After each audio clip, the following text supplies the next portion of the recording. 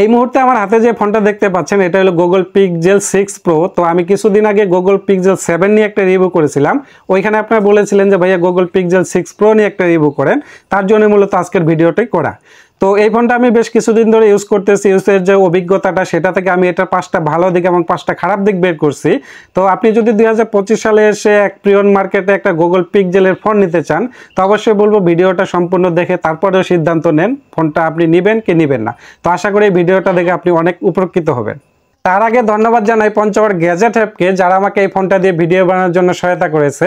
এবং তাদের কাছে আপনি brand new phone, second hand phone, এমনকি আপনার হাতে থাকা ফোনটা দিয়ে এক্সচেঞ্জ করেও ফোন নিতে পারবেন। তাদের ঠিকানা পাটোয়ারি প্লাজা, কেন্দ্রীয় বাস টার্মিনাল সংলগ্ন, ধাক্কামারা, পঞ্চগড়। তাদের বিষয়ে আরো বিস্তারিত ডেসক্রিপশনে দেওয়া থাকবে, আপনি চাইলে তাদের কাছ থেকে ফোন পারচেস করতে পারেন। এই ফোনটার এক নম্বর ভালো দিক হলো ক্যামেরা সেকশন।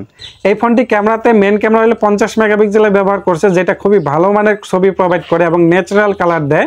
এর সাথে এটাতে কিন্তু 48 মেগাপিক্সেলের একটা টেলিফটো ক্যামেরা ব্যবহার করছে, যেটা আপনি 4x পর্যন্ত জুম করতে পারবেন এবং এখানে কিন্তু প্রোট্রেক্ট মোডের ছবিগুলো বেশ ভালোই উঠে।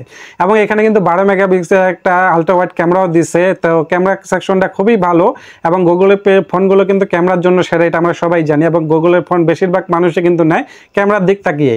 এবং মেন ক্যামেরা দিয়ে আপনি ভিডিও রেকর্ড করতে পারবেন, সর্বোচ্চ 4K 60 fps পর্যন্ত ভিডিও করা যায়। তো এখানে ভিডিও কোয়ালিটি আমরা অনেক ভালো পাচ্ছি। এই ফোনটার 2 নম্বর ভালো দিক হলো এটা ডিসপ্লে। এই ফোনটিতে রয়েছে 6.71 ইঞ্চির একটি এলটিপো অ্যামোলেড ডিসপ্লে এবং এটা কিন্তু একটা কার্ভ ডিসপ্লে। এবং কার্ভ ডিসপ্লে হওয়াতে কন্টিনিউ ওয়াচিং করে বেশ একটা খুবই ভালো মানের একটা ফিল পাওয়া যায় এবং কালার কোয়ালিটি খুব ভালো দেয়। এবং কালার কোয়ালিটি ভালো দেওয়ার মধ্যে একটা বিশেষত কারণ আছে, এটা কিন্তু 16 মিলিয়ন কালারে সাপোর্ট করে এই ডিসপ্লেটা। এবং এটা কিন্তু HDR10+ সাপোর্ট করে ডিসপ্লেটা, সেই কারণে আরও ভালো কালারফুল দেয় এটা এবং স্মুথ একটা নেস দেয় এই ডিসপ্লেটা। তো এই ডিসপ্লেটা কিন্তু প্রোটেকশন হিসাবে থাকছে Corning gorilla glass vector set protection থাকছে। তো সেই জন্য এটা কিন্তু ডিসপ্লেটা একটু সেভেও থাকবে, যদি পড়ে টয়ে যায় ভাঙার পসিবিলিটি একটি কম থাকে। তো ডিসপ্লেটা খুবই ভালো মানের এখানে ব্যবহার করা হয়েছে। এই ফোনটা 3 নম্বর ভালো দিক হলো এটার সফটওয়্যার এক্সপেরিমেন্ট। দেখুন এখানে কিন্তু তারা অ্যান্ড্রয়েড 12 নিয়ে আসছে। এখন এখানে কিন্তু আরও 4 বছরের মেজর আপডেট দিবে। তো আপডেটের ঝামেলা থাকছে না এবং সফটওয়্যার এক্সপেরিমেন্ট খুবই ভালো। তো আমরা জানি গুগলের সফটওয়্যার এক্সপেরিমেন্ট ভালো হয়ে থাকে এবং আসলে এটা খুবই দুর্দান্ত কাজ করে এবং স্মুথলি একটা পারফরমেন্স দেয়। তো যেহেতু এখানে 4 বছরের মেজর আপডেটও পাচ্ছি, তাহলে এখানে আপডেটে কোনো ঝামেলা থাকতেছে না। এই দিকটাও কিন্তু খুবই ভালো লেগেছে আমার কাছে। এখন আসি এই ফোনটার ভ্যালু। এই ফোনটা আপনি যদি বর্তমান প্রিয়ন মার্কেটে নিতে যান তাহলে হয়তো 30,000 বা 29,000 টাকার মধ্যে পেয়ে যাবেন। কিন্তু বর্তমান সময়ে এসে এরকম একটা ফ্ল্যাগশিপ ফোন, বা আমার মনে হয় না যে কোনো কোম্পানি এরকম ফ্ল্যাগশিপ ফোন এত কম রেটে দিচ্ছে। তো এই দিকটাও কিন্তু একটা ভালো দিক যে তারা একদম ফ্ল্যাগশিপ লেভেলের ফোনগুলো মাত্র 30 হইতে 29,000 টাকার ভিতরেই পাওয়া যাচ্ছে। এর 5 নম্বর ভালো দিক হলো এটা ডিজাইন।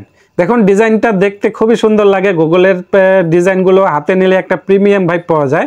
এবং এই ফোনটা কিন্তু ব্যাক এবং ফ্রন্ট দুই পাশে কিন্তু এখানে গোরিলা গ্লাস ভেক্টরসে প্রোটেকশন থাকছে। তো এই দিক দিয়ে কিন্তু খুবই বিল্ড কোয়ালিটি ভালো করছে এই ফোনটাতে। এবং ক্যামেরা কাউটাও কিন্তু অনেক সুন্দর লাগে এবং প্রিমিয়াম লাগে দেখতে। আচ্ছা, এখন আসি এই ফোনটার 5টা খারাপ দিক নিয়ে। দেখুন এই ফোনটার 1 নম্বর খারাপ দিক আমার কাছে লেগেছে, যেটা হলো ফিঙ্গারপ্রিন্ট সেন্সরটা।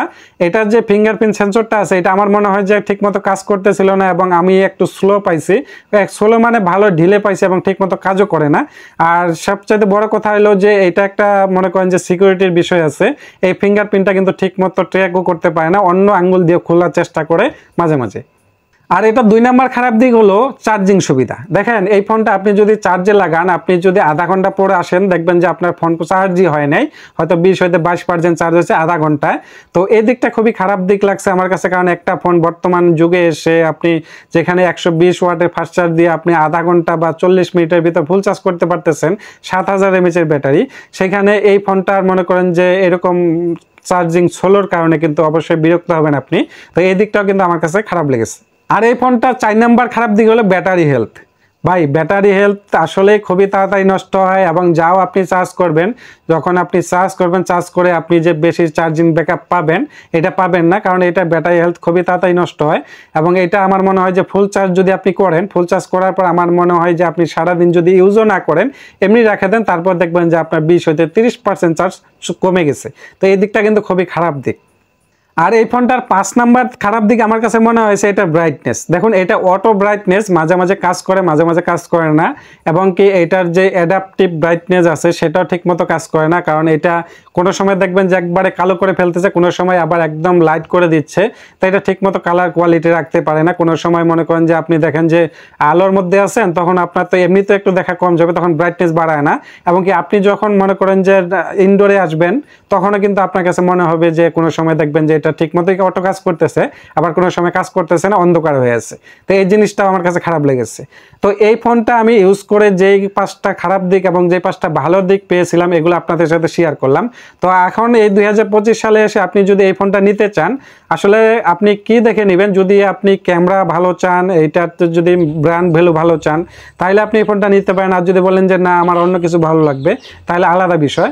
তো এই ফোনটা কিন্তু আরও কিছু সমস্যা, যেমন হিটিং বেশি হয়, এই জিনিসটা একটা খারাপ দিক। আপনি যদি গেম টেম করেন বা গেম খেলান, বা আপনি যদি এমনি রেগুলার ইউজও করেন, তারপর কিন্তু প্রচুর পরিমাণে হিট হয়, এই জিনিসটাও একটা খারাপ দিক।